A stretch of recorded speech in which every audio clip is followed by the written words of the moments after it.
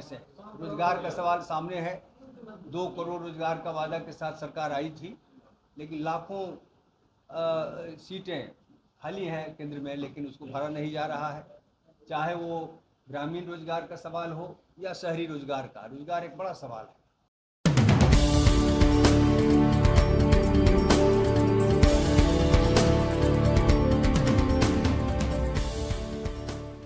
नमस्कार, मैं सोनम सिंह और अभी आप हमारे साथ जुड़े पटना दर्शन न्यूज में। भाकपा माले की पीसी में प्रेस कॉन्फ्रेंस में उन्होंने साफ कर दिया है कि वो किसको अपनी सीटों की दावेदारी घोषित की है, सारे लोगों के नाम जारी किए हैं।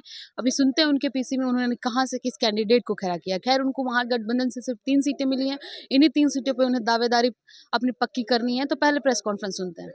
संवाददाता सम्मेलन में आप सबों का स्वागत है।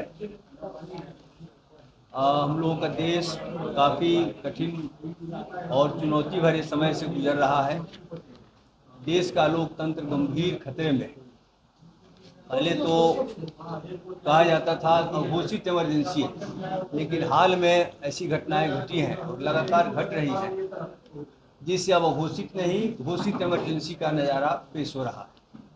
जिस तरह से मुख्यमंत्रियों की गिरफ्तारी हो रही है, जिस तरह कांग्रेस के खाता को फ्रीज कर दिया गया है, अभी मुख्तार अंसारी की जिस तरह से हिरासत में उनकी हत्या की साजिश की बात सामने आ रही है, और हम लोगों ने देखा कि किस तरह से बिहार की सत्ता भाजपा ने हड़प ली और कांग्रेस और राजद के विधायकों को तोड़ने का काम भी किया।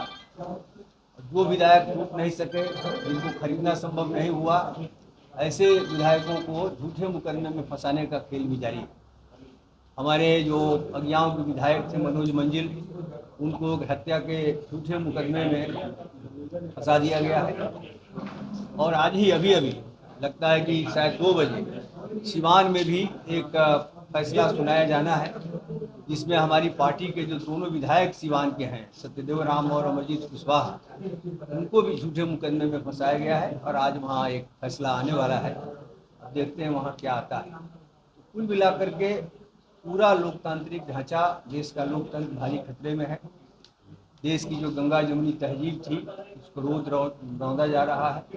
सांप्रदायिक तनाव पैदा करना, हर मामले को सांप्रदायिक बनाना, ये खेल जारी है।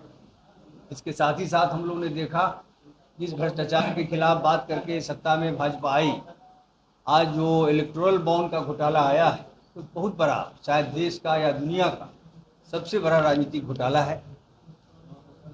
इसी तरह से हम देख रहे हैं कि किसानों की आय दुगनी करने की बात पर सरकार आई थी, लेकिन किसान लगातार आंदोलन में हैं। किसानों की स्थिति नहीं सुधरी। आज एमएसपी के सवाल पर आंदोलन लगातार चल रहा है। बिहार में हम लोगों ने देखा कि जातीय गणना हुई, तो न्याय और विकास के नारे के साथ जो सरकार सत्ता में आई थी, इतने वर्षों तक, करीब 15-20 वर्षों से सरकार यहाँ चल रही है, भाजपा और जदयू की, हम लोगों ने देखा कि किस तरह से बिहार की 2/3 आबादी 10,000 से नीचे की आमदनी पर, मासिक आमदनी पर गुजर बसर करती है। ये कुल मिला करके बड़ा सवाल है।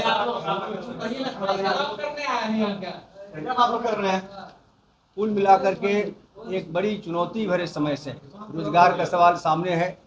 2 करोड़ रोजगार का वादा के साथ सरकार आई थी, लेकिन लाखों सीटें खाली हैं केंद्र में, लेकिन उसको भरा नहीं जा रहा है।